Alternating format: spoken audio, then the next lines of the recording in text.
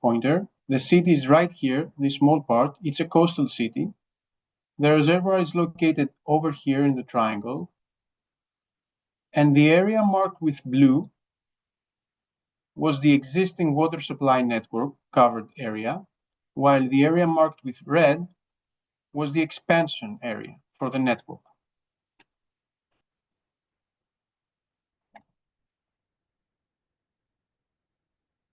What was the concept of the solution? We have a coastal city with an overspilling dam and salinized underground water, so pumping has to be stopped. Their main issue is that they needed more water. Quality of the water was good, so it was a quantitative issue. So what they did is they explored technical solutions to be applied to the existing dam in order to increase its capacity to store water without increasing the environmental footprint. And that was step one. Step two is to create activities that promote integrated water management and sustainable water use practices. Step one was the main pillar, and it was to optimize the existing dam, and Hydroplus system, using the technology of fuse gates, did exactly that. It was able to increase the storage capacity of the dam by 14%.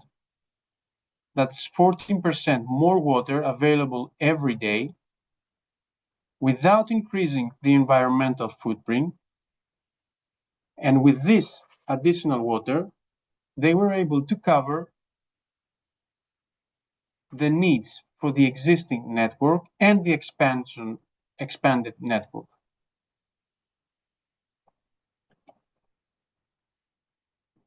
How does it work? It's simple. Hydroplus system is freestanding units that they are set side by side on the spillway sill, forming a watertight barrier, allowing additional water to be stored. As you can see here on this picture on the left, system is installed here, and all this water is additional and available for use every day. Before the installation, this water would just overflow over the spillway and was not being used. Under normal conditions or normal conditions with overspilling, the units stay there, and we have all this available water for use every day. During exceptional conditions,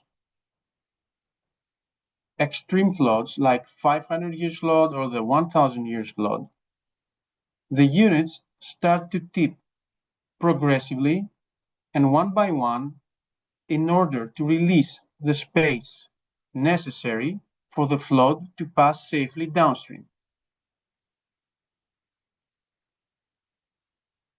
Hydroplus system operates without an external power source, so no electricity, no generator, no human intervenes, nobody needs to push a button.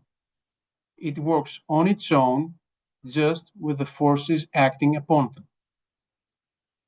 It doesn't need maintenance, and it doesn't have any operation costs. Basically, you design, you build, and you set in place, and then you don't need to do anything else.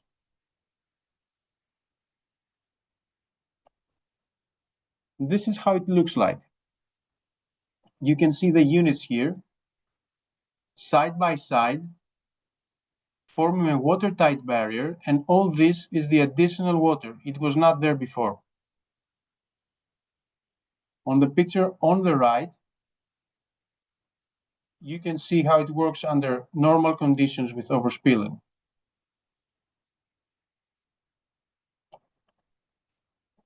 Step 2. They created educational activities for students and teachers, training seminars, collaborations with schools. They also developed a serious game and implemented it in targeted workshops with stakeholders and local authorities. They developed a website, informational material, videos, and publicity material. They raised an awareness campaign on water saving in order to inform the public. You can see some photos from these activities. And here, if you can see in this photo, this is myself a few years back taking part in these activities that were extremely interesting.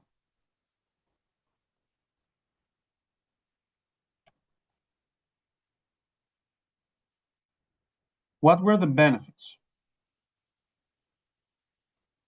The main benefits was that Hydroplus system was able to optimize the existing dam without changing the environmental footprint, providing more water for water supply, more safety against floods and droughts, and provide energy-saving costs by decreasing the pumping in the expanded network area.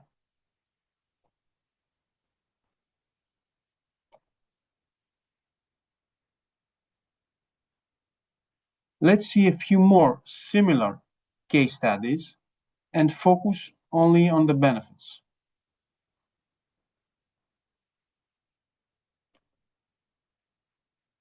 Sanssouci Dam in Mauritius. Additional storage capacity 31%. This means 31% more water available every day. Additional hydropower energy 3 gigawatt hours. A significant amount for Mauritius.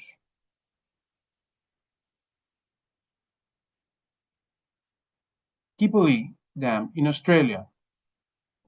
Additional storage capacity 55%, so 55% more water. Additional discharge capacity 150%. That means 1.5 times bigger flood can pass from the same dam in comparison with what it was before the installation of our system. Pont-de-Massen in France. Additional discharge capacity 326%. More than 3 times bigger flood can pass safely from the dam in comparison with what it was before. Nam Lek Dam in Laos. 8% additional storage capacity, 8% more water. Nam Mang 3 in Laos, 18% more water.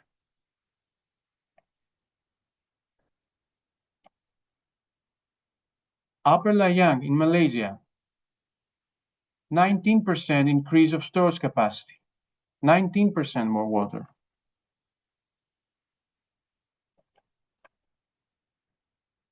Speedway remediation project in the United States, additional discharge capacity 205%. That's 2 times bigger flood can pass from the same dam.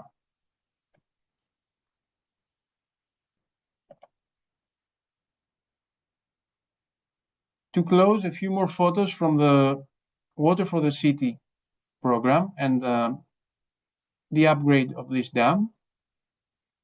And thank you very much for your attention. We may move to a Q&A session if there is any questions. I'd be happy to answer. Thank you, Mr. Angelos. I think it's very crisp and very informative. I think you solving a great problem here.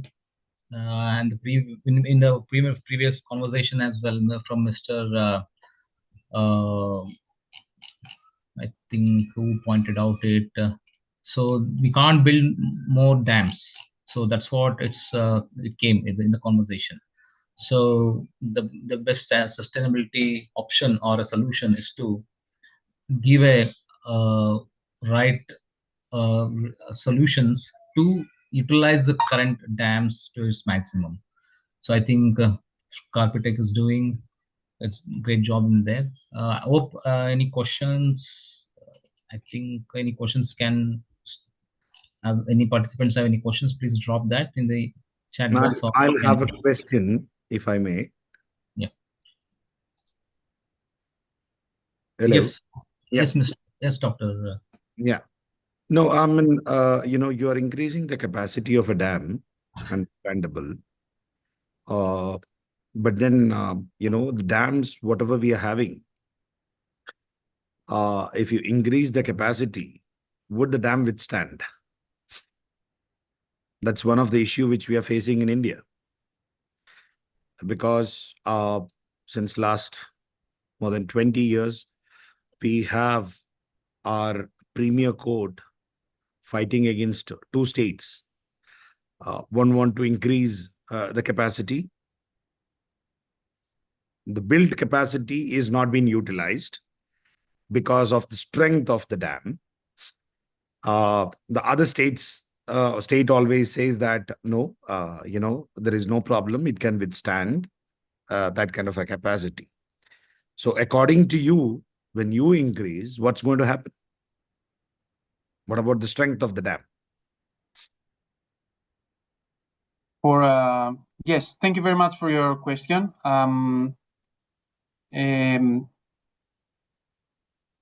For a dam that is designed and constructed according to the specifications, installation of the hydroplast system does not affect in any way its strength. So it can happen.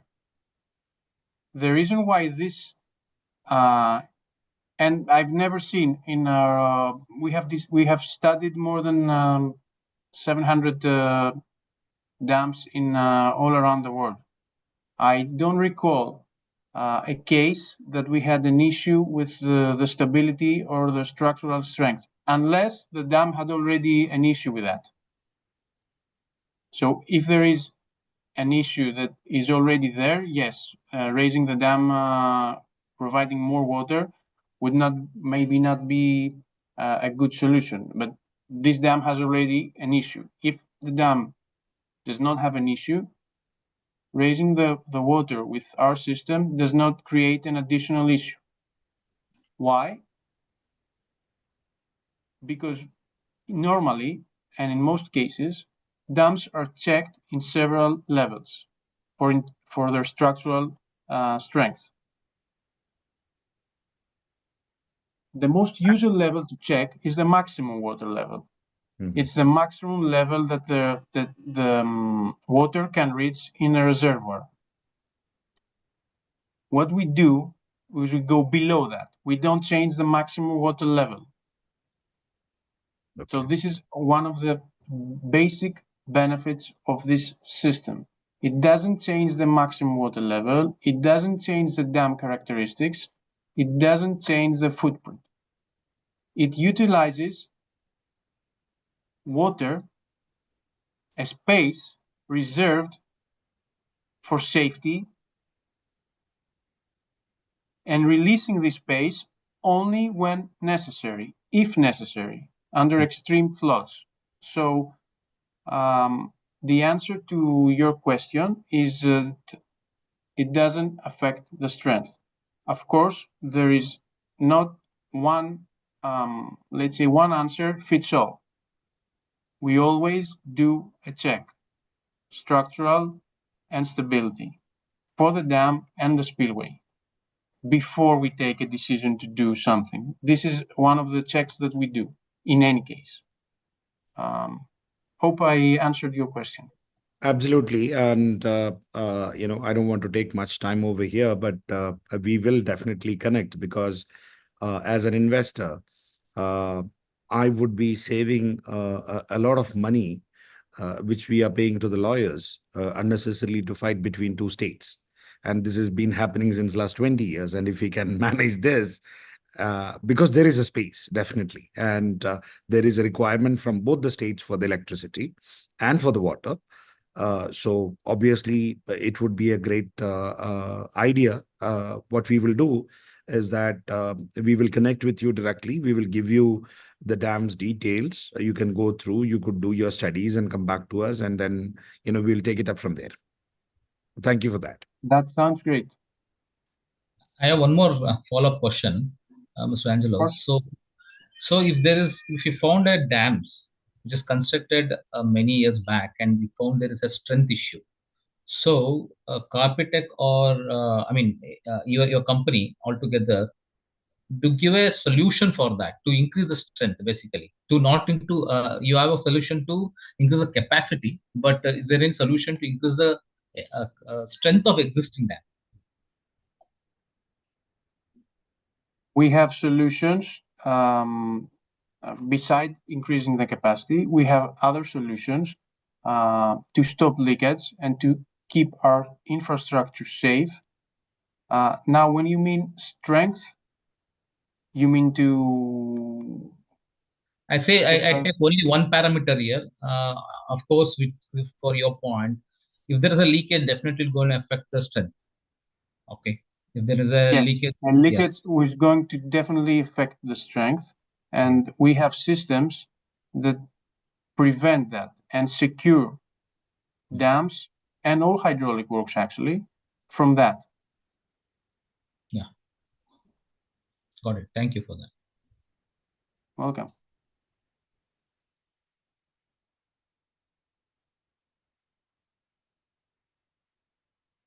We have members from Carpe India team as well.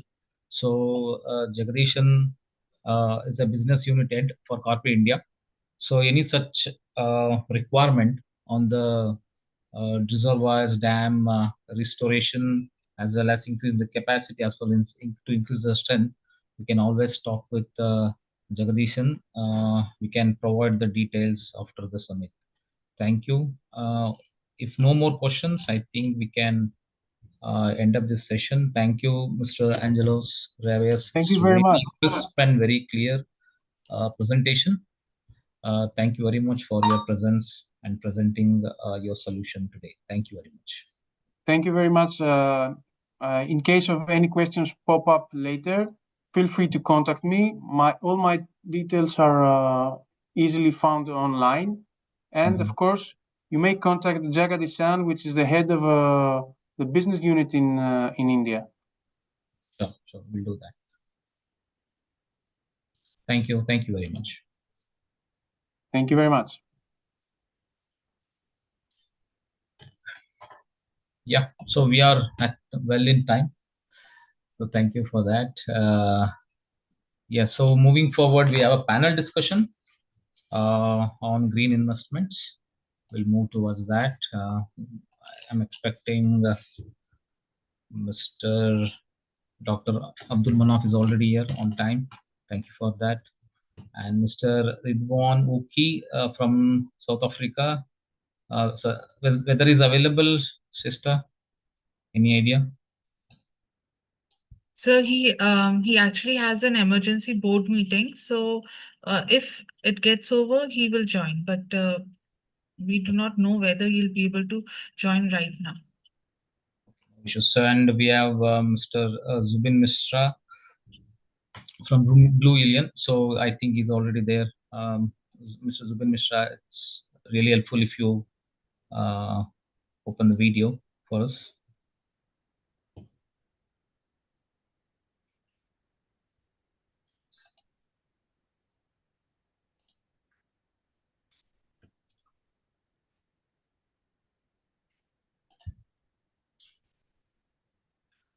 Zubin Mishra, able to hear us?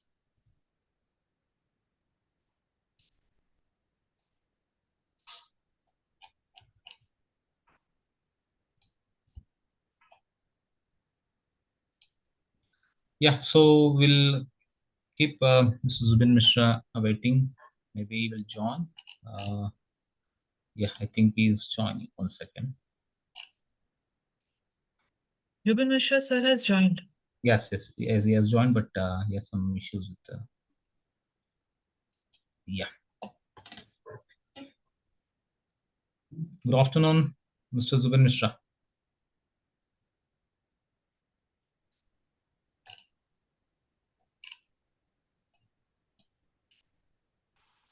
Yeah, so we'll start parallelly. Thank you for joining. Am I audible? And Hello. Dr. Abdul Manaf. Yes, you are audible, sound and clear. Yeah, so the next panel discussion is on green investment as a facilitator of water conservation. A global climate change and resource scarcity issue worsen. The sustainable use of water resource has become a matter of great concern. Green industry investment, focusing on environment protection, conservation, and sustainable development, is essential to promote sustainable water use. This investment tends to work in the direction of water conservation. Let's explore this further with Dr. Abdul Manaf, Chairman, First Holding International, and Mr. Ridwan Uki. We are awaiting for him, and Mr. Zubin Mishra, partner, Blue Ilion, and business advisory and strategic consultant. He's a setup and scale up specialist. So, my first question goes to Dr. Abdul Manaf. Um, So you are envision a world where sustainable practices, technological advancements, and ethical investment coverage to drive economic growth. How, according to you, green investment can facilitate water conservation? Over to you, Doctor. Thank you so much. No.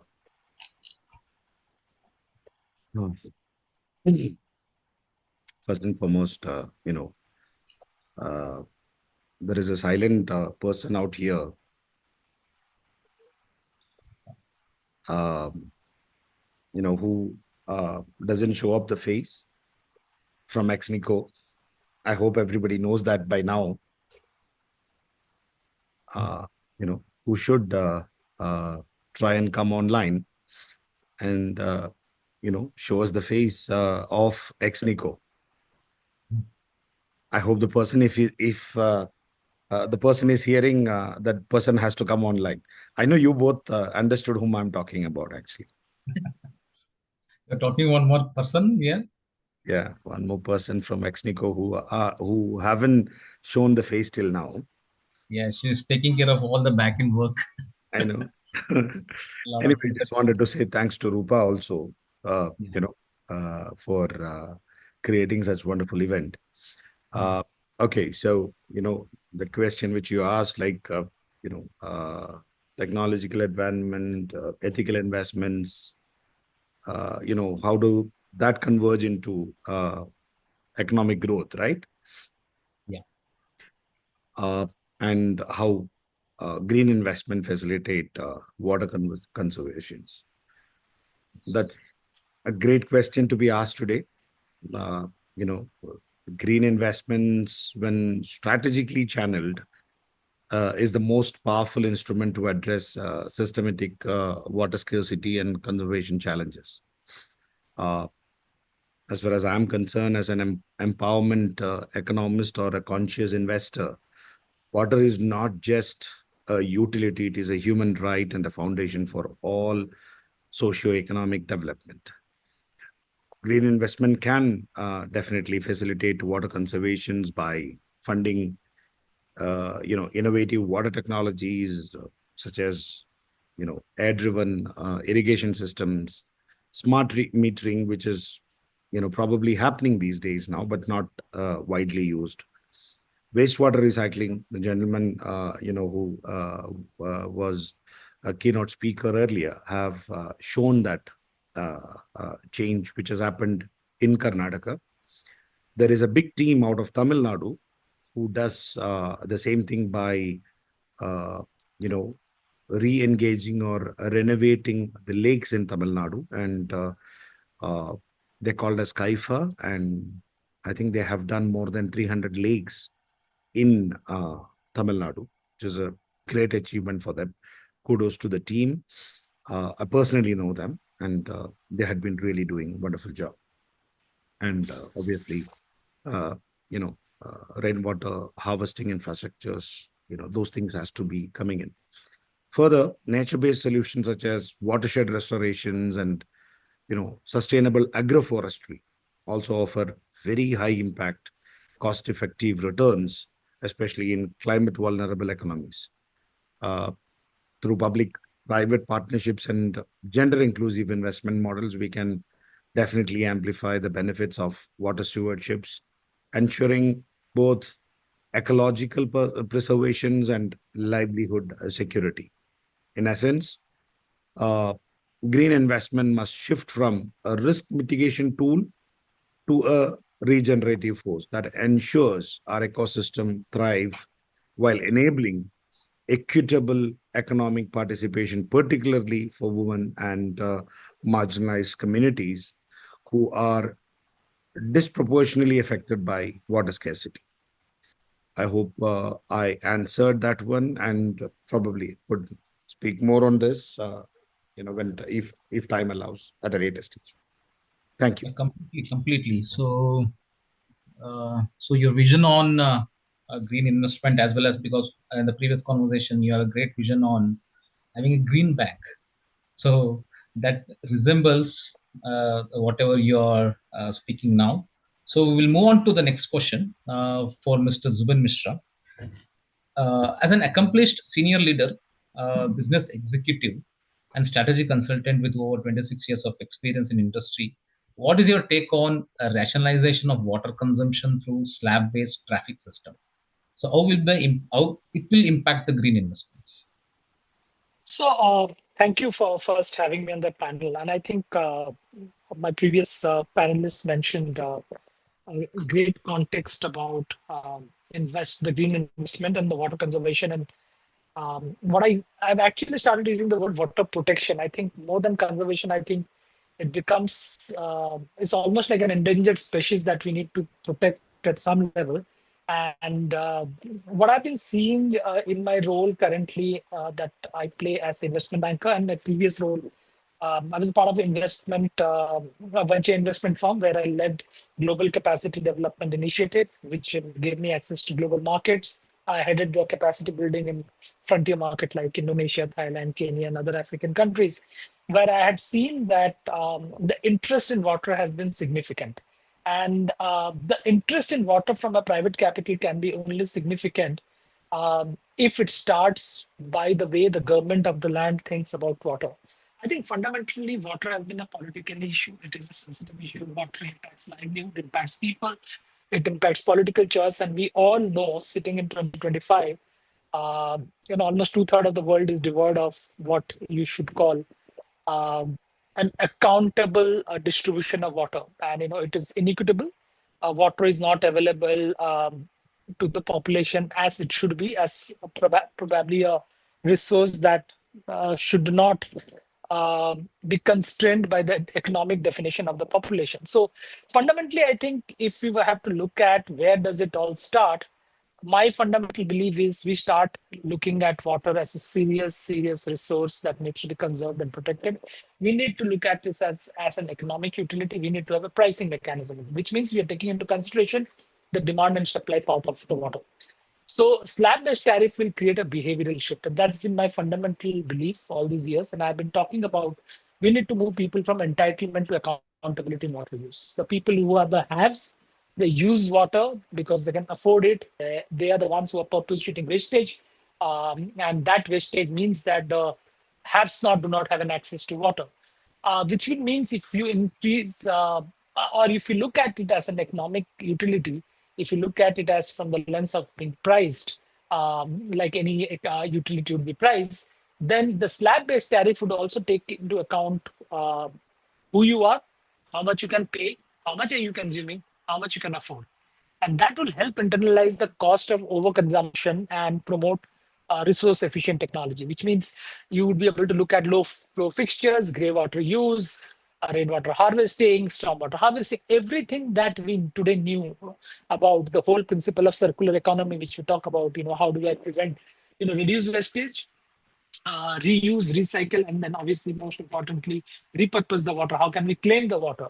So if you look at this, the first important parameter is governments of the land looking at this utility, government in partnership with the public-private partnership, or wherever water has been privatized. How do we look at this, economic mechanism of pricing and regulating consumption? Consumption regulation is going to be very important. From a green investment lens, it would also mean that you're creating a demand side incentive for water saving solution, which means you'll pave the way for startup, water solution provider. It will create a market creation in urban infrastructure retrofit. It will talk about smart metering, ESG aligned water management systems. None of this is going to happen unless we start regulating water. Regulation would not happen without changing the way we consume. Changing the way you consume will not happen unless we have pricing mechanism. So the model needs careful social calibration, because you have to avoid penalizing the vulnerable population, because what happens is there is already an inequity in the population. And when you're trying to price something, you make it out of reach and out of access. It almost becomes like an hospital and a medication. And I always say that you can probably live without a healthcare facility, but water is something that you cannot look at the same lens that you look at maybe a food or a health. You will have to look at it as the bare essential of life. So you have to balance conservation measure with the regulation effort to manage this scarce resource. So in effect, a slab-based tariff are demand level enabler for green innovation. And if there is a regulatory consistency, is a community sensitization, if there's an adequate amount of public dialogue around it, public-private participation, you'd see that this can actually be a powerful tool of change, not the way we think at water, but the way we channelize water from an investment lens, to at least ensure that the future generation have access to this much critical resource that we have on the planet. So that's my view on why we need a slab-based pricing, and why slab-based pricing are becoming critical in today's economy and in today's global context. Rightly said. So having a water, thinking of water in terms of economic utilization, where pricing regulation and consumption, regulation of the consumption, and it's very important. So rightly pointed, even the future previous our previous panel members also pointing out on the pricing of a water. This is something which is so crucial now. So we are utilizing a water, and we are okay to price it. This is the first time that we are happening in the history that we are willingly to accept the government to price it. So that is serious the problem is. Thank you, Mr. Zubin Mishra, for that points. Really valid. And moving forward to again for with Dr. Abdul Manaf. As a as a stalwart in the field of business development, kindly enlighten us on the what parameters green financing in India can become a mainstream and lead to a sustainability as a way of doing business. Yeah. Well, India is uniquely positioned to lead the global green transition. But for green financing to become mainstream, we must align policies and perceptions and participations. According to me, there are few parameters I believe which are essential, when it comes to this transition, actually, because, uh, you know, if you really is serious about it, then we should have like blended, finance architecture. That means de-risking the private capital through catalytic public investments and development finance instruments. This is crucial to crowd in climate-aligned investments, particularly in Tier 2 and Tier 3 and the rural regions, actually. We need to also come up with this localized impact framework. India must evolve ESG standards that are contextual, reflecting the socio-environmental realities of our region, our culture, our informal economies, and MSME ecosystems. Gender lens green investing, which means prioritizing projects led by women or the marginalized group, ensuring climate finance is inclusive. It's not for uh, the upper, I don't want to bring in what do you call casteism or anything into it. I rather would say that it should not be classified. It should be an inclusive, and it should be a transformative thing. Again, the government has to come up with green bonds. Carbon market have to be enhanced, and ESG indexes with strong regulatory oversight and verified impact metrics have to be in place. And also financial institutions, startups, and local governments must be trained in climate finance principle, risk pricing, and sustainable project structuring. What I should say is that green financing in India must not be an isolated vertical. It must become the default setting of economic imagination embedded into business models, supply chains, and capital markets. This is not just about sustainability or as a strategy, but sustainability as a soul of the enterprise. I think that's what my take would be on this. Yeah, thank you, Dr. Manaf, on that. Yeah, basically, it's not only the ESG what we are looking into. So it's an end-to-end sustainability initiative through full ecosystem. So that makes really sense. And we have, and my next question goes to Mr. Zubin Mishra. As an accomplished senior leader, business executive, and strategy consultant with over 26 years of experience in industry, what is your take on rationalization of water consumption through slab-based? Oh, I think we have covered this. Sorry. Yeah, we've covered it just now. Yes, we have covered it. I'm sorry. Yeah. Just moving around with the questions 1 second. Yeah. So as a partner of a Blue Ilion, India's leading growth of investment advisory platform, do you feel there's a room for impact investment in water management? I do think, and I think as His Excellency Dr. Manaf just said, I think you need to look at the impact investment. I have been involved in impact investment for now 8-9 years, having worked with one of the largest impact investors in the country.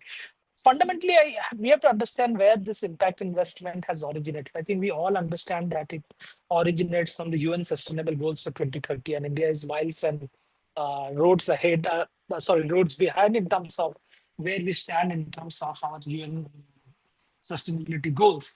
And fundamentally, what impact investment is trying to do or attempting to do, I don't know how far we have been successful, is to create investment thrust for areas which would typically not be in the purview of government capital or a private capital in the strict sense. And we are trying to see can investment, and most of this investment can be channelized from various forms, from venture capitalists or maybe philanthropist organizations, from CSR funds.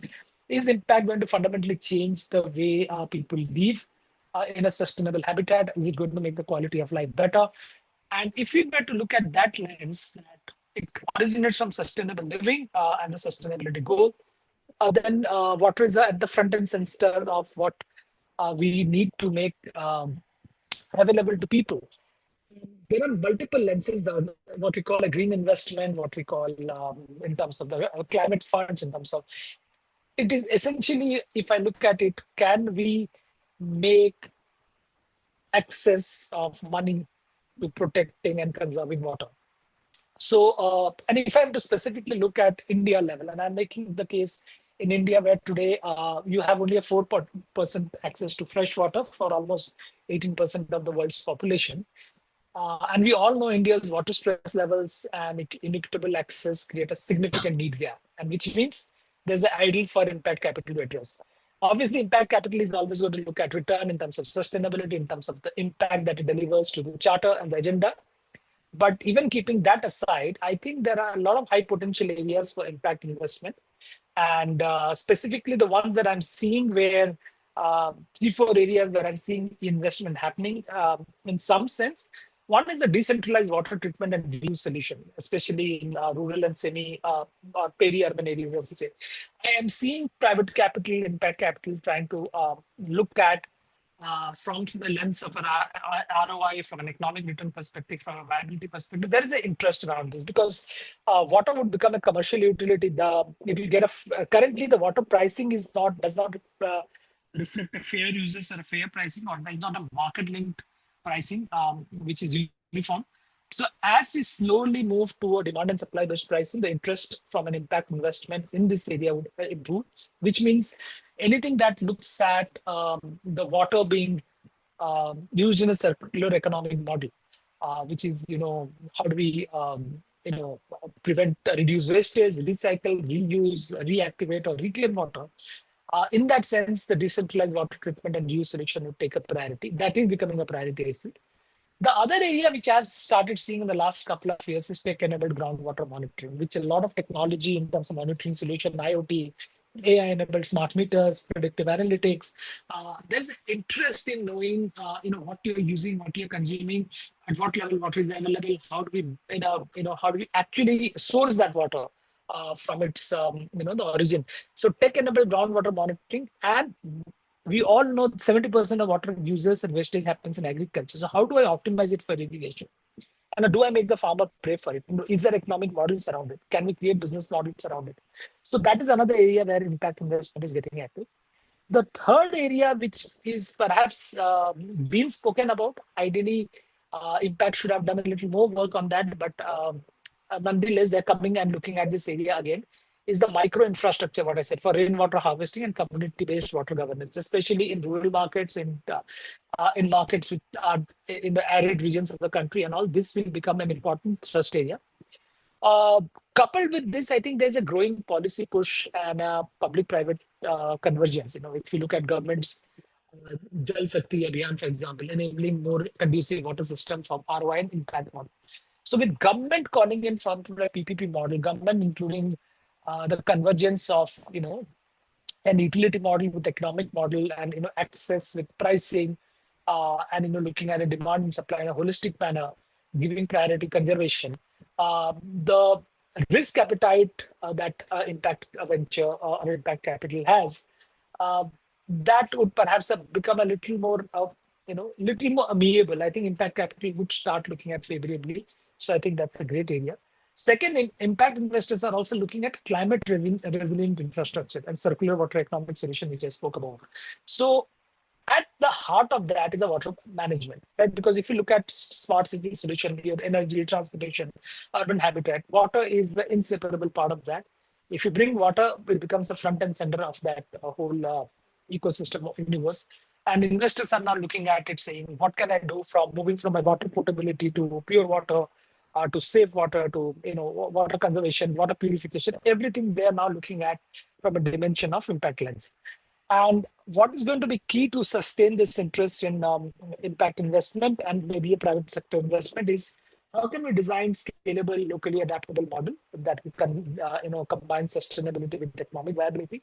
Because at the end of the day, any form of capital will seek return, it will seek an ROI, it will seek a demonstration of an impact. And that is not going to be possible unless we script this whole opportunity and what we're going to do in response to this opportunity for investment in a manner that makes it for the conducive for the capital to come in. So yes, there is a room for impact investment, the green investments, the climate fund. There are specific water vehicles today we have. In fact, there are a lot of companies that I've seen that do fundamentally a good job in this. In fact, one of the projects, I don't know, since we're talking about impact investment, I'll take a minute. If you go to Tamil Nadu, there is, a seawater reverse osmosis plant set up by VA and VA is one of the largest, water technology companies, which is again being funded by, or it is has its roots with East Capital, which is a sustainable fund. So fundamentally, we are seeing large funds are also taking peg. There are large projects which are getting facilitated from an impact lens. So impact investment is for real, and it's going to stay here for long. That's my take on impact investment. Yes, Mr. If I may, just continue where Jubin have left. Just wanted to add few more things because probably I won't have time for a closing remark, because I think I have spent the whole day for Exnico. It is definitely, quite fruitful.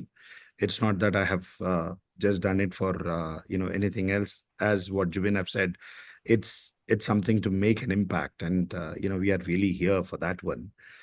Sometimes, Mr. Jubin, that, it's for investors like me, it's not always the ROI. Okay, there is something else which you are giving it back.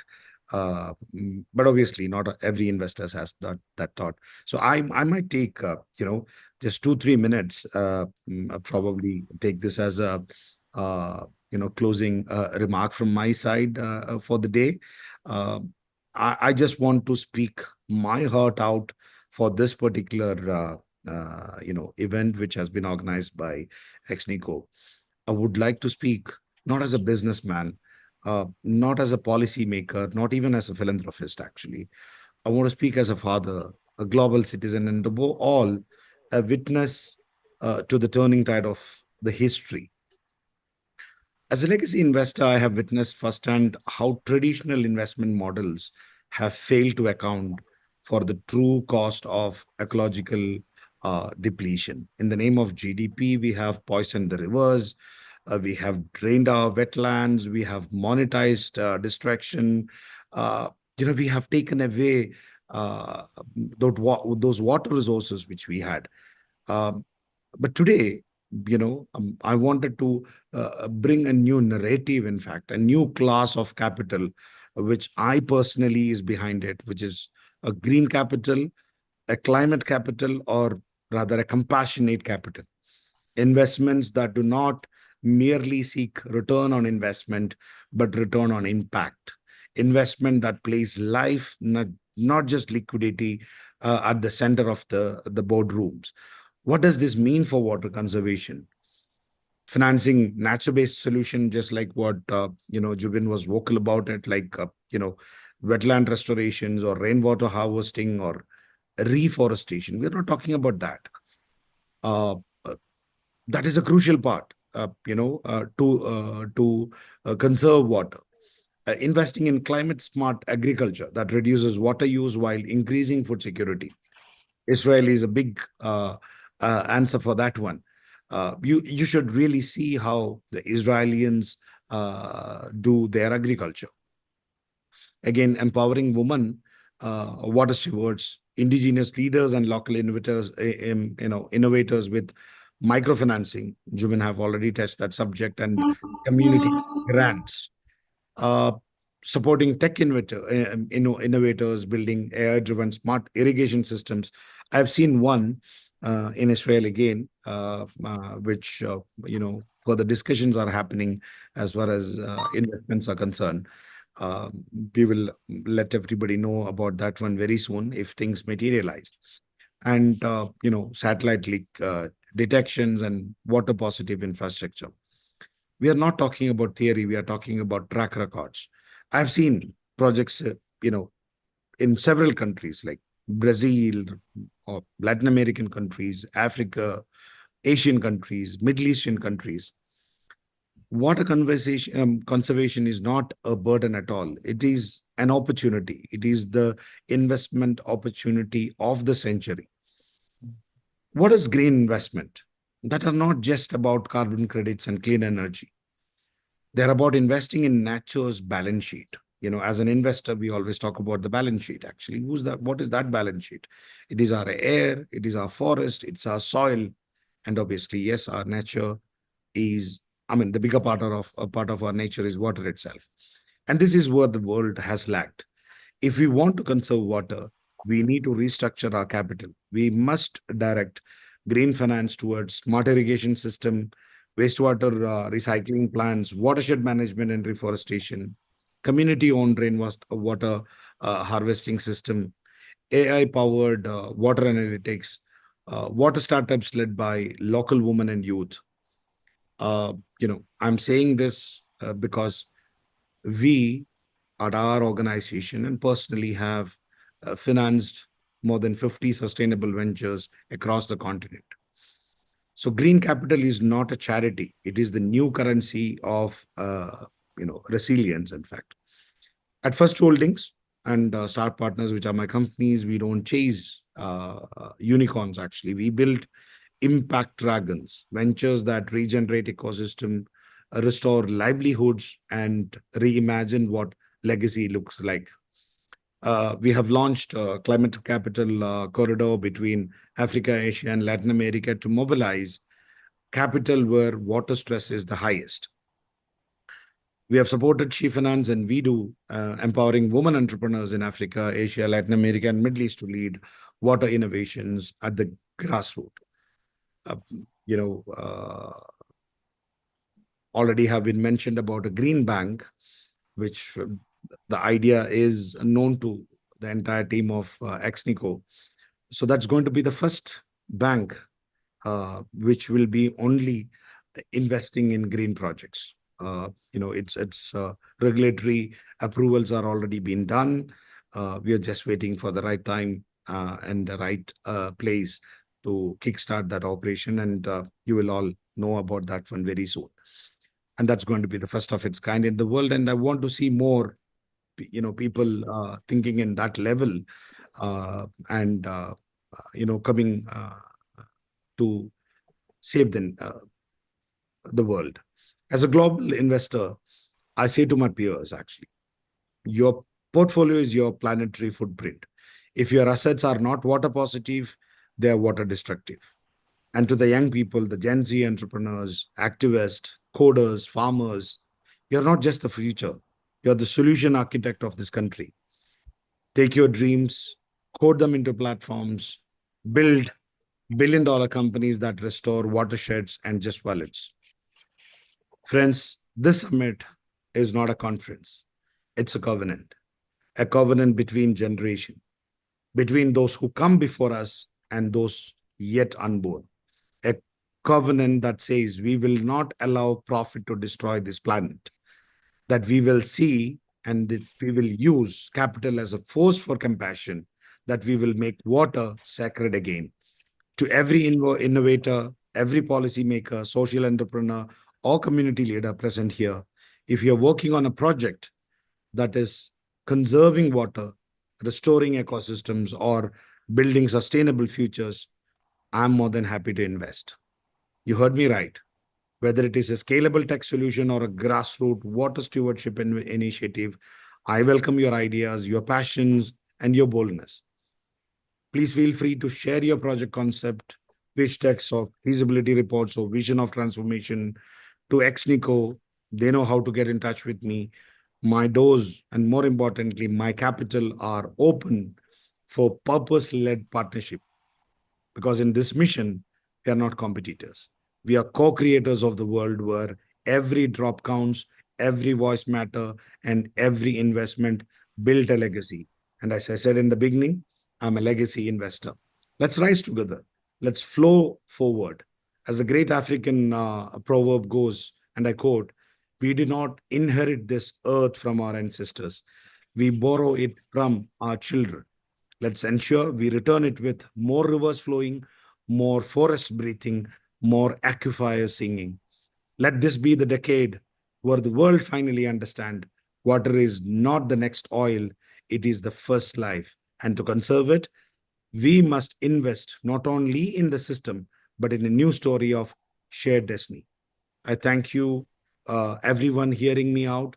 I thank Exnico and the wonderful, team of Exnico for pulling this one, and hope to have more of these kind coming up. And I wish you all the best. And that's all from my side. Thank you, Thank sir. you. Thank you, Dr. Manaf, Abdul Manaf. So it was very uh, actually your words touch the heart.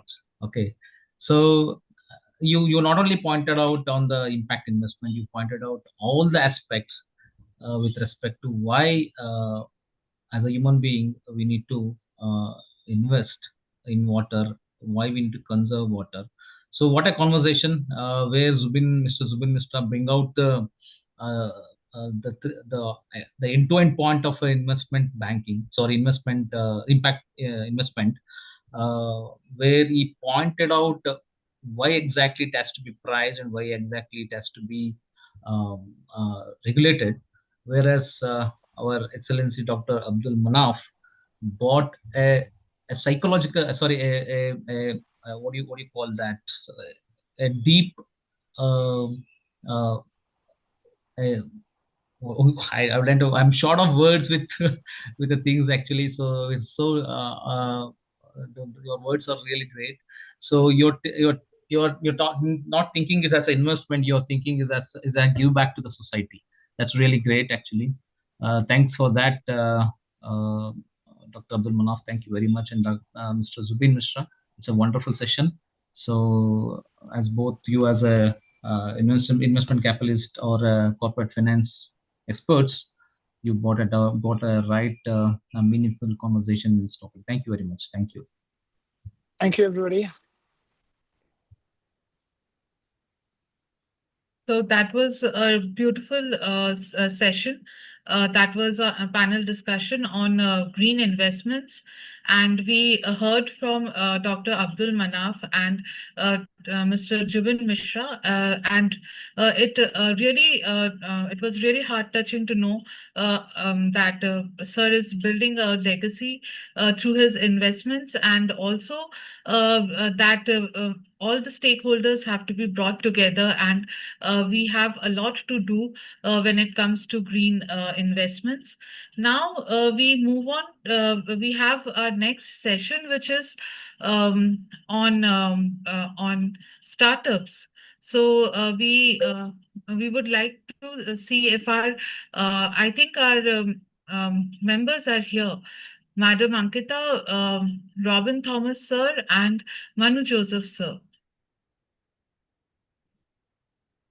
Manu Joseph sir is here, I can see. Yeah, And Yeah, give me a second. I'm setting up. okay, Thank you. sure, sir. And Robin sir is here. Very good afternoon, sir. And Ankita ma'am, are you there? Madam Ankita? Yes, I am there. Yeah. Yes, Krishna. I'm there. Hello. Madam Ankita of Eco 365. Yes, I'm there. Can you hear me? Yes, hello, ma'am. Yeah, So, hi. ma'am, we start with the session. Since all the speakers are here, so the next session that is on the startups. The topic is the startup ecosystem and their role in water conservation. So a very good afternoon to all, and we welcome you all to the panel discussion on the startup ecosystem and their role in water conservation. So startups are playing a vital role in addressing the global water crisis through innovative technologies and solutions focused on water conservation and efficiency. These startups are developing solutions for water scarce regions, improving water quality, and promoting sustainable water management practices across various sectors. So, our esteemed speakers of the day are Madam Ankita Jain, Director, Business Growth at Eco 365 Private Limited, Mr. Robin Thomas, Founder and CEO at Olive IoT, Mr. Manu Joseph, Team Lead Product Development at Inker Robotics. We welcome you all and are honored by your presence for the webinar. My first question goes to Mr. Robin Thomas. As the founder and CEO of Olive IoT, you have operations both in India and Europe. What do you feel are the problems faced by green startups both in India and abroad? Right. Thank you for giving the platform being part of this excellent for smart watch and sustainability subject for 2025. Yeah, and I'm joining from UK, and I am attending the London Climate Action Week. So what the difference I am seeing is the first difference I am seeing in mainly in the funding and patient capital. So in India, we are also a green startup mainly working on sustainable IoT solutions. The initial early stage funding, we need in India more improvement. The funding ecosystem need more important improvement. In UK, there are a lot of sustainability oriented fund, which is specifically to support the early stage and idea stage startups. So that I am seeing a great difference between India and Europe. The entire ecosystem, the investors, the government, everything is coming together to to support all these new early stage startups. That is the first difference I am seeing. And the second point is in our universities there are a lot of researches happening, but all those researches and innovations are not happening to implementations. It is in UK, the industries, academia, the government, everyone is coming together to fund those pilot projects to implement in either in industry or, for example, in Climate Action Week, there is a stall for Westminster Council they have put. The Westminster Council is funding the pilot projects for sustainability. They want especially London want to become the capital of sustainable capital. They are highlighting two domains now to become the leader in sustainability and also in AI. So the government is funding all those pilot projects. But in India, we need to see more ecosystem support to do the researches and innovation to happen in real time. Many researches are happening. There are a lot of patents we have in Tamil Nadu, in India. The number of patents are in the top state with the number of patents. But all those patents are not converting into real world solutions with respect to sustainability. That difference I am seeing. The fourth one is the a lack of awareness and the customer hesitancy. The people don't have that much awareness on the sustainable to move on to sustainable solutions. Mainly I am working on industry the for the decarbonization and all that, to reduce the carbon emission. There is an urgent need for sustainable solutions, but the people are not that much aware compared to Europe and UK. They are not that much aware with respect to sustainable industrial practices. That is the third one. And I am seeing once the people, the India and Europe, once the people are aware about these sustainable practices and the importance of sustainability, we are having a good market in India for startups. And but in Europe, already there are many startups, and we are also facing competitions in Europe. So once there is an awareness, we can create an awareness to our Indian industry and the partners. The startup will have a good market in India than in Europe. But Europe, they are already aware. That is the major difference. I am being a green startup, I am seeing the main point I can highlight with respect to the difference. Wonderful, sir. That was really a great input when we talk of the difference between Indian startup ecosystem and the European startup ecosystem, or that in the developed nations. So here we can see that people are less aware in India, but in Europe it is not the case. And also the government is working along with the startups, funding the startups more actively as compared to India. So there's a lot we can learn and we can implement as well, which would be really good for us. Now I move on to Madam Ankita. As Director Business Growth at Eco 365, you have been instrumental in driving the adoption of innovative water efficient technologies since 2010. Kindly elaborate on the challenges you faced as a new enterprise. Madam Ankita? Ankita is in mute. Yeah, am I audible now? Yes, ma'am, you are. Yeah. Okay, Shrestha. Yeah, thank you, Shrestha, for bringing this up. Definitely, no journey is easy, and the journey with related to sustainability is I would say has been a lot of challenging. And when we started 15 years back.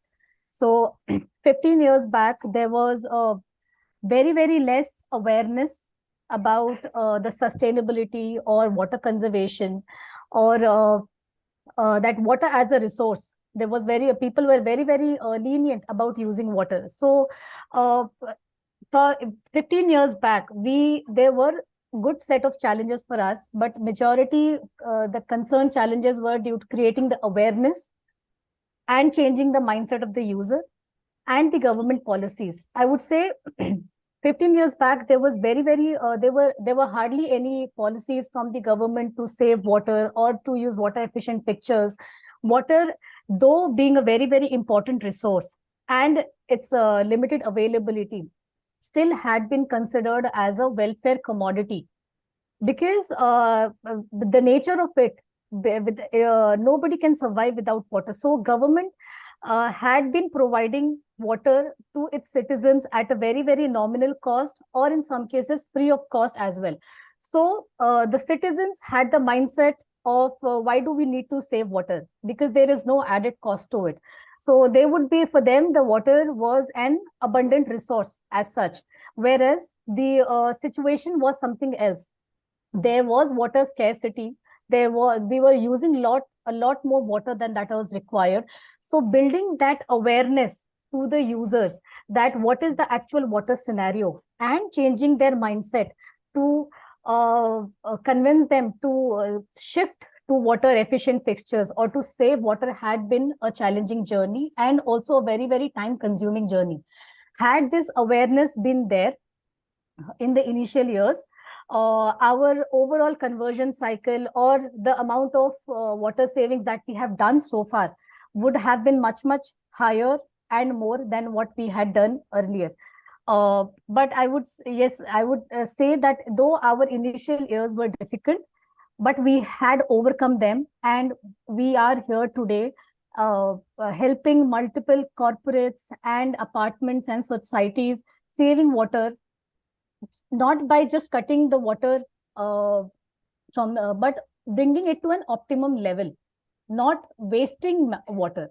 So water as a resource, it is available appropriately in the earth. It is just that it has to be managed properly.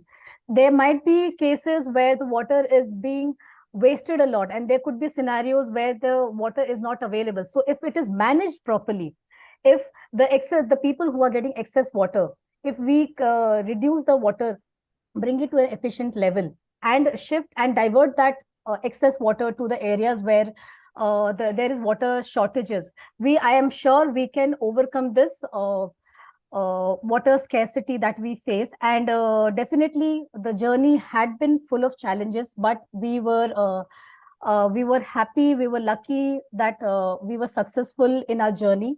And uh, now there are, with ESG norms and a lot of green building norms and a lot of policies by the government, like Jal Shakti Abhiyan or Atal Bhujal Yojana, that has come into recent years. This has built up a lot more awareness in the citizens of the country, where people realize that no, water is an important resource, and we need to save it, we need to use it efficiently, very consciously, not only for our present but also for our children in the future. So I would say yes, the challenges were there, but I would say no journey is good without any kind of challenges we face. So but yes, it has been a good journey for us. Thank you for sharing your journey with us about on sustainability and water conservation. And yes, without challenges, the journey doesn't seem to be that great, and the achievement doesn't seem to be great until unless you face the challenges. Wonderfully said, ma'am. So now I move on to my next question, that is to Mr. Manu Joseph. So, as a product developer in robotics company, what is your take on the merger of technology and innovation for water conservation? Kindly elaborate with examples from around the globe. Good afternoon. Thank you for the opportunity. First of all, thank you for the opportunity, Echo.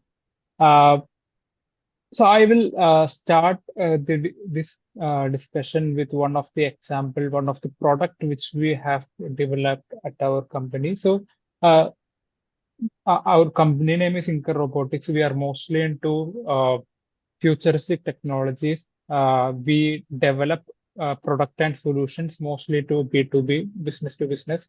Uh, so one of the product which we have developed in aligning with our discussion is a robot called FarmBot.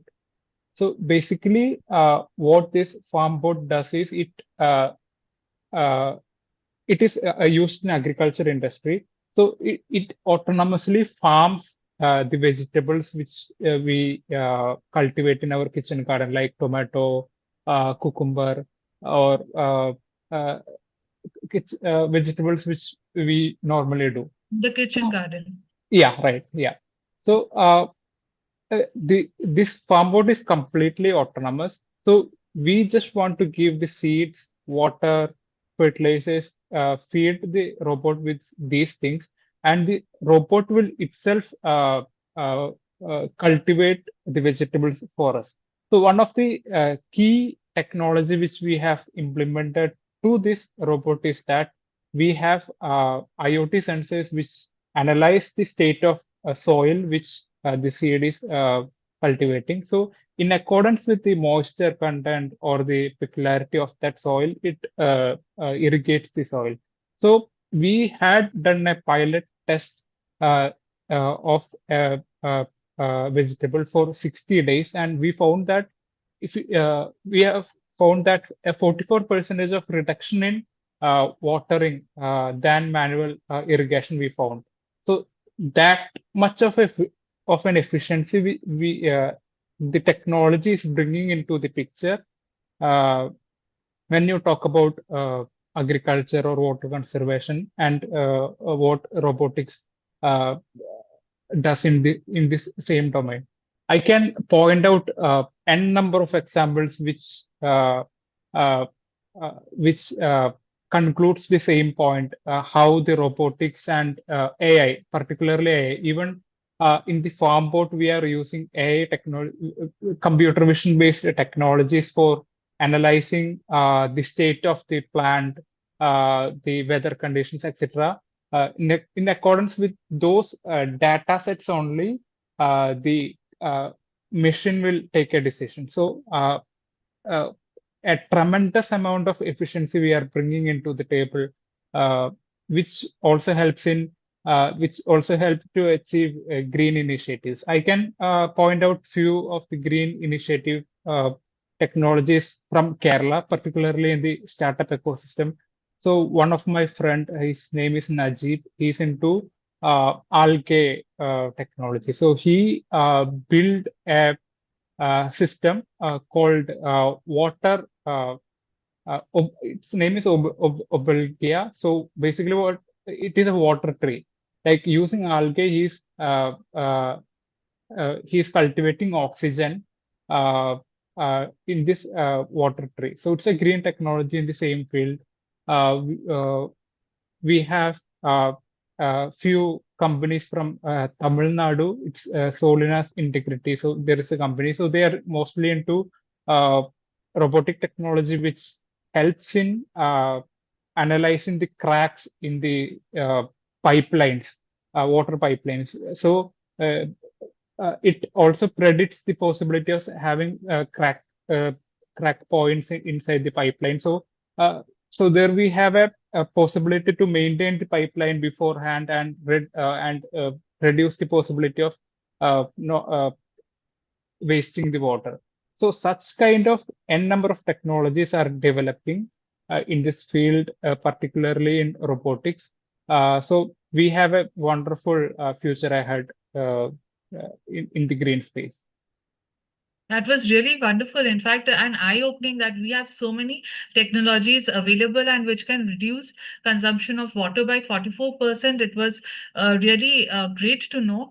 And I'm sure such technologies will help in conservation of water and preservation of nature in a much better way in the years to come. So now my next question goes to Mr. Thomas. Mr. Robin Thomas. So you have worked on digital twin technologies. How can the same help in water conservation? Kindly elaborate with your experience in the area. Yeah, yeah, nice question. And for my co-panelists to point out, in water conservation, we can do a lot with the technology, especially IoT and digital way.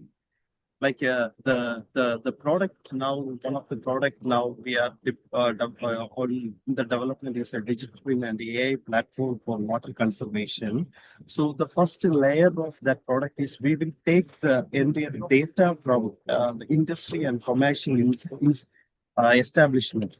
We use sensors, different type of sensors to measure the consumption level, and also the pressure management is one of the most important thing in the pipeline to avoid the leakages and all. So by avoiding the leakages, we can save a lot of water. Like what we will do is we deploy all these sensors in the pipelines and the tanks and to take all these parameters, and we collect all these data in a data platform, and then we simulate all these data as a visualization digital twin platform. And then what we will do is based on the past data and based on the data, we run an algorithm to detect this is a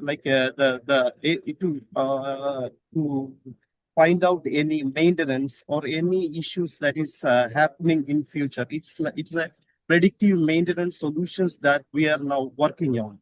So avoiding the pressure, there are three aspects I can point out. Is the first one is the real-time monitoring of these water consumption and the water flow across the industry and across the commercial building. And the second one is optimization of the water distribution and the pressure management.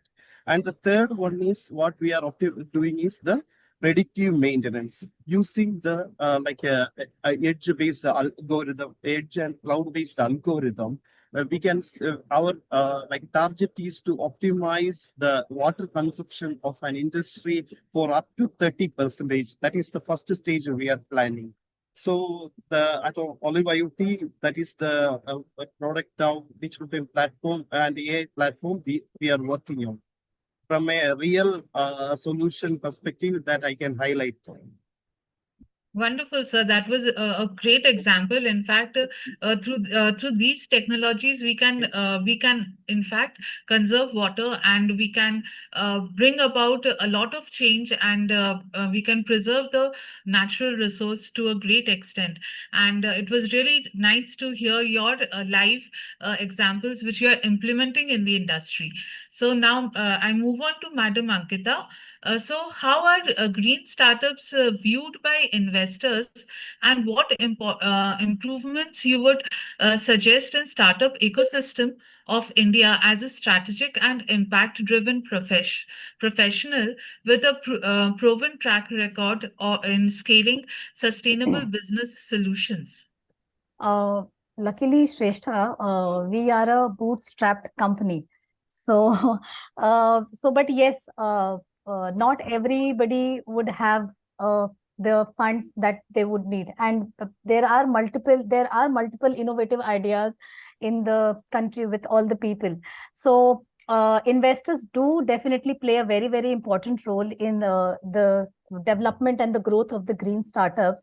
But I would say, fortunately or unfortunately, as per the current trend, the investors are much and more interested into the tech-driven businesses. That could be fintech, or that could be AI-related model businesses, or e-commerce, or things like electronics or semiconductors. Businesses like waste management, or sustainable energy, or renewable energy, since these are very much dependent on the policies by the government and requires lot of awareness creation to the users.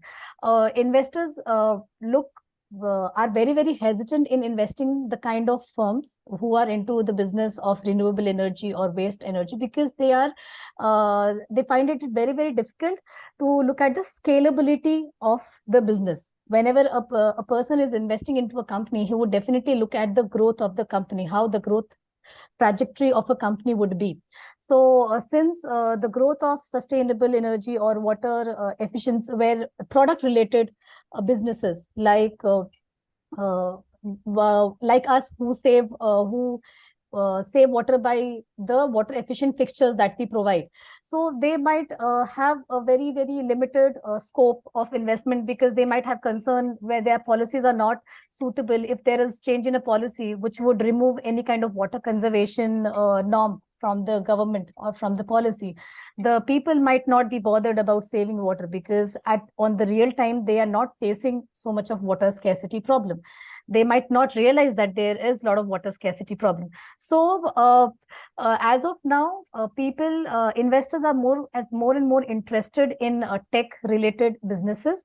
But yes, I would like that investors look at a larger picture, and start investing more into the actual problem related solutions, because how much ever tech will just give us information, we need to analyze those informations and bring in solutions which can be implemented at the ground level. So those implementation would come from multiple products that from different sectors, I would say. And as there are more investors towards tech driven, there are very few people are also looking forward to do businesses or to start businesses into industry which are more of tech based. They are hesitant in going into industry where it is waste management related, because again, at the ground level there are a lot of hassles related to policies, related to laws that they have to overcome. So I would say investors are there, but there is more need for the investors who would look into investing into the green startups. And with respect to improvements, I would say we must look at more and more public and private partnerships, where the government comes in support with multiple private companies, or join hands with the private companies and promote the green message or the green initiative by the company. Say if a government says that water conservation is very, very important, or bringing water efficiency at your house level or at each ground level is very, very important, when there's a support by the government, definitely people are much more acceptable to take it. Yes, the government is saying, our leaders are saying. So that this brings more of this has much more impact than we alone doing it, than where government comes into picture, or when there is a lot of support from the policy. And I would say as of now, what we see as a trend is there are a lot of startups coming into picture, but I would say that there are many coming up, but there are also a lot of startups shutting down within 5 years. That could be because they are looking at the trend and doing the business. They might not be looking at the actual problem scenario. So when you analyze the problem, and when you are working towards the actual problem and looking at a greater market, I would say water conservation problem or water related problem is not limited to India. It is a global problem. So for a startup, I say for me, India is not only the market. The whole world is the market. The whole globe is the market. Similarly, if we have that larger picture, we take our business in that particular direction. We look at the organic growth rather than just doing what everybody's doing, or just marketing it extensively. And similarly, investors should also be in sync with that. If any kind of green startup it is there, it is not just a local problem, it is global problem. So the scalability will not be a problem eventually. So the few improvements or improvisation in the startup ecosystem would be that there should be much more open to looking at different kind of business, different set of business, looking at much more bigger markets, bringing in public-private partnerships, and looking at the organic growth. And then when government comes into picture, there could be funding could be made easier, or the investments from the foreign companies could be made easier in different sectors. So these are few improvements or that I would suggest as a company, or as a green startup, I would say. Wonderfully said. In fact, government's intervention, government support can make a lot of difference. Along with that, very rightly said that when we talk of water conservation, water as such is, I mean, scarcity of water is actually a global problem, and then the whole world is can provide business. Very rightly said. And also, investors need to look into diverse sectors. That was also a very valid point. And we have to think for the future. We have to think green. We have to think in a sustainable manner. And this is very much needed, and it's kind of need of the hour. Thank you for pointing it out. Now, my next question goes to Mr. Thomas. What support do green startups need when it comes to water conservation through latest innovations?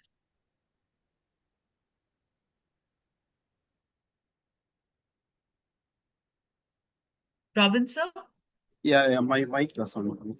As I Okay. earlier pointed out, the main support needed for early stage startup is regarding the funding. Now the investment scenario is all the investors need a quick return of investment. But as I like mentioned, we need some patient capital, which is focusing more on early stage startups, then patient capital, dedicated green funds, then like government grant and subsidies. Like actually, in between that, we are part of a bilateral industrial sustainability grant. Actually, it's a competition. We are on processing that. So similar industrial sustainability and the water conservation grants, we need to work together with us, our earlier panelists mentioned this. We have a market, our market is not in India alone. We have a, hello? Yes, sir. You're audible. Yeah. Yeah, we are international market, global market, awaiting for startup from India. So we need the green funds that is supporting the early stage startups. Then, I need to highlight is the proper mentorship and incubation for developing these innovative, sustainable product, and to identify the market, the idea fit, that the incubation support we need. The third point I need to highlight is the policy and regulatory support from the government to actually in Europe and all, they are now strictly following the CBAM regulations. So in India, the government should make the sustainability regulations more stronger to promote these, not only to promote, to save our planet. Then the government and the ecosystem should support for market access and demand creation for startups to us like a industry academia collaboration or the startups need proper avenue to test their solutions or to do the pilots. So the government and authorities should provide a proper market access and demand creation. Then infrastructure and skill development. No, there we need more R&D facility, like R&D facility specifically for sustainable product development. There are like internationally, there are eco labs, green labs, and in many universities that are mainly focusing only on these sustainable solutions. So similar to that, in India, we need more that type of R&D ecosystem and also proper skill development to develop this sustainable solutions. That are the major points I would like to highlight. I thank you, Srishma. Thank you, sir. In fact, you have very beautifully said when it comes to supporting green innovations.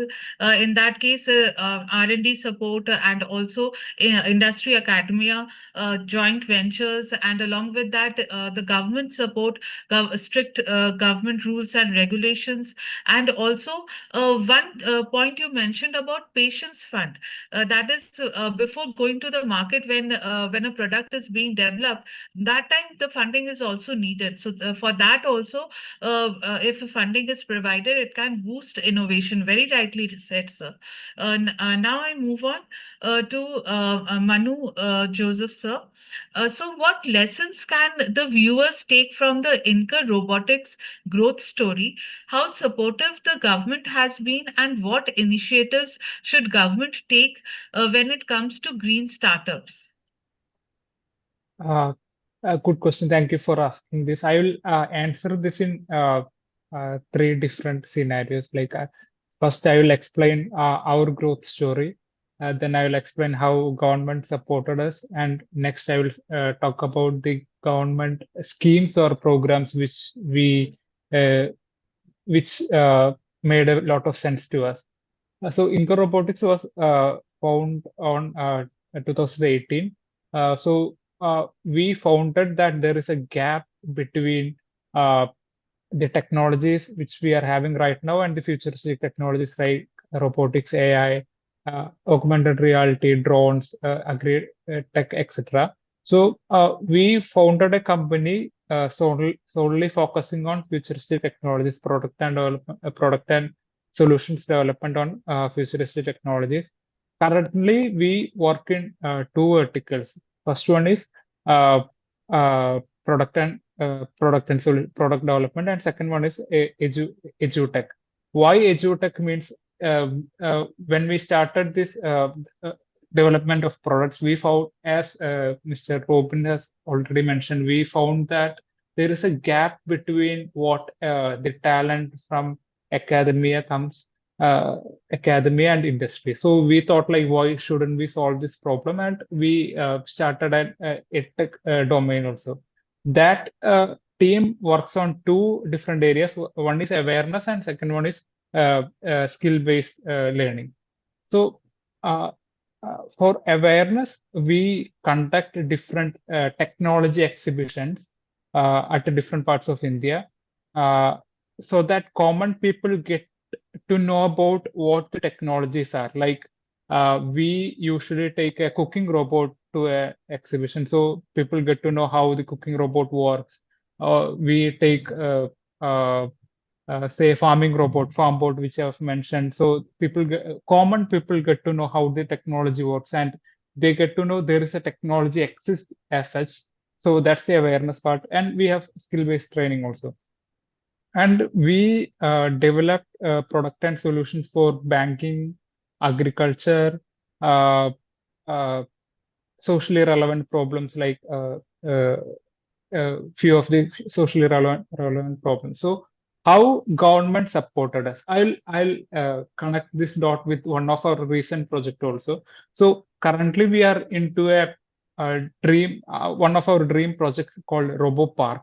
Basically, it's an infrastructure project. So as I've mentioned, we have someone working for awareness part, we have someone working for education, we have some people working at R&D. So we thought, like, why shouldn't we bring all this to a and create an infrastructure catering to everyone? Even common people can come to know about the technology.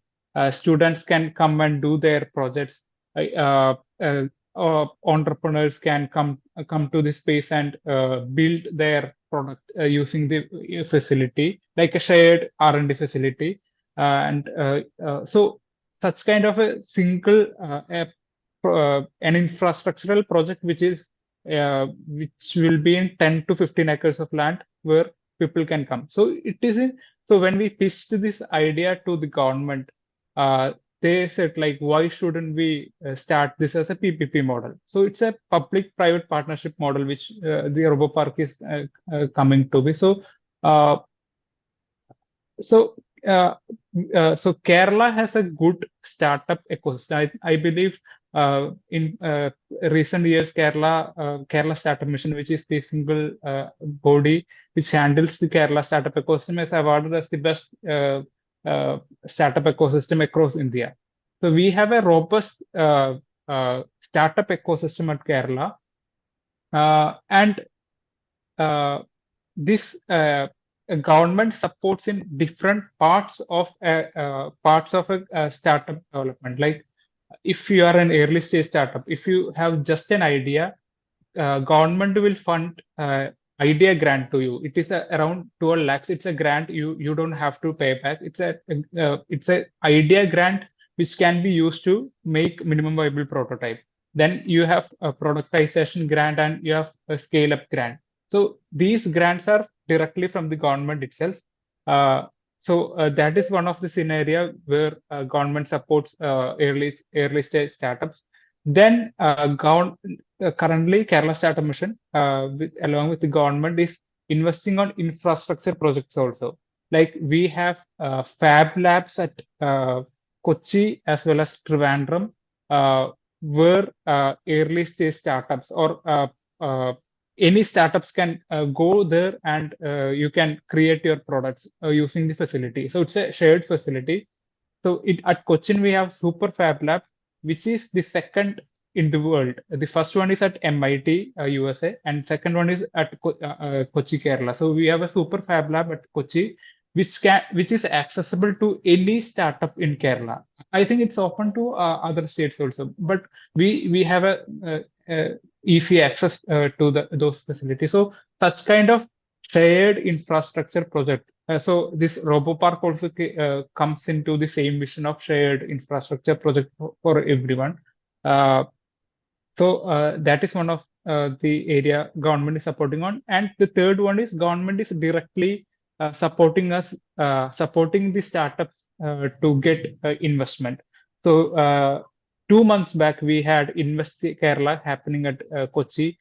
So such kind of initiatives were also done from the government's part. At Kerala, we have mainly different bodies backed by government, that is Kerala Startup Mission and Kerala Development and Innovation Strategy Council. I believe these two bodies hand in hand are working in a very efficient way to bring startups from India. And you can see the results also. We have Gen Robotics, which is from Kerala. I'm not sure about the market capitalization, but they have done a pretty good job. We have Aero Robotics, we have Fuselage Innovations. The Gen Robotics and Fuselage Innovations has been Forbes 30 under 30. The founders has been on the Forbes list also. So all these companies were handpicked and supported by Kerala Startup Mission to grow into the next level. So we have a good startup support at Kerala. I think even in India, Startup India is helping a lot in scaling up. Or we have Adal Mission. So the startup culture is evolving, and it is going to a stage where it is making some sense, or it is making an impact. Yeah, very rightly said. In fact, it is the Kerala startup system is making an impact, and this model should be replicated in other parts of the country as well. Because here, government has proved how public-private partnership can make a change, and especially if we have a shared research center, nothing like it, because establishing a research center is very expensive. So you have given a very good insight, and I think this is kind of an answer to a lot of problems many startups are facing. Now, my last question goes to Madam Ankita. So, through the startup ecosystem, one can conserve precious drinking water at the source. Your take on the same? Yes, definitely. I would say startups can save drinking water. What we are doing as of now, we are also working towards the water efficiency of fresh water that comes into our houses. We help houses or the offices save water from the taps or from your shower heads. So these are, if you are cutting your water from taps, and if you're eventually saving water that is drinkable, you're wasting less of water. So just as we discussed earlier, that startups ecosystem is evolving in country with a lot of incubation centers coming in cities and a lot of public private partnership. Startup get a very good environment to grow further. And I would say startups are not just a company, they are enablers for the society. Every startup has a very unique idea, and whichever company who comes into the water industry, this would not only resolve your water issues of a city, it will help the growth of a nation and at a world large, because water plays a very crucial role in the socio-economic growth of a nation, because the water availability impacts your agriculture, your manufacturing, and how people are living their healthy lifestyle or not. So if people have access to clean drinking water, overall the nation grows. The nation grows in with very fast. The growth of a nation would be very fast. The nation would prosper, I would say. And similarly, and that can be taken an example, and similarly we are able to overcome the overall water crisis that we face. So yes, I would say more and more startups should come in the sector where who look at the practical and scalable solutions where we can save drinking water. It could not only be by cutting the wastage of the water or saving water. It could also be from rainwater harvesting and multiple other partnerships that we could build across. So far, we as a company have been able to save 3,500 crores of liters of water so far. And we have got a lot of feedbacks and case studies from our clients who are from multiple corporates or from multiple apartments, who has given us data that they were able to save water, and they have seen a quite a good amount of water savings in their apartment or in their buildings after shifting to water efficient fixtures. So yes, definitely, we more and more startups into similar industry. When we work collectively, the results would multiply. If we are doing it alone, if we alone can save 3,500 liters of water, imagine what would happen if there are 10 more companies doing it together and in multiple other ways. So definitely, when we have a conducive environment for a startup to develop and to grow, and so more and more startups come in the industry and they help in resolving the problems that we face. So I would say yes, startup ecosystem can conserve very precious drinking water that we offer, that we have as of now. Yes, wonderfully said, ma'am. In fact, more and more startups should think of water conservation, and government should think of building the startup ecosystem, and the Kerala model should be replicated in different parts of the city, sorry, of the country. And this, I think, can bring about a lot of change, and a lot of positive impact can be made through these steps and ways. So with this, we come to the end of this panel discussion, and I thank all the panel members for their valuable inputs, and they have actually shown us the way that how startup ecosystem can conserve water and can bring about a major change in the society. Now Just we I have go. some points. I have some Yes, points. Okay, so yes, thanks sir. one and all here. So basically, we have been seeing Eco 365 uh, and Olive IoT as well as Inca Robotics been grown up when we connected the day one. You are the startup we connected actually. Okay, so we have been seeing your growth tremendously high, really good. And one thing common between all of your startup is that's what even Ankita also mentioned. You working on the solution for the problem. You are not competing basically. I'm clearly seeing all of you three working in the similar direction. It could be Eco 365, it could be Inca Robotics. You have a Olive IoT. You are solving a major problem, and you're not in the competition. That's why you sustain a lot till now, and you've done a great job, and you're going to have a many more success in future. Thank you. I just want to put this word. I'm listening to your words. Really great. Thank you very much. Yeah, very rightly said, sir, and very rightly pointed out that they are actually solving a problem and they are not competing. Very rightly said, sir. Now we head towards a break. That is from 4 to 4:30. We will have a short break, and we will resume back with our next panel discussion, which is on challenges in water conservation in rural as well as urban areas. We head for the break, and 4:30 we resume. Thank you so much. Thank you.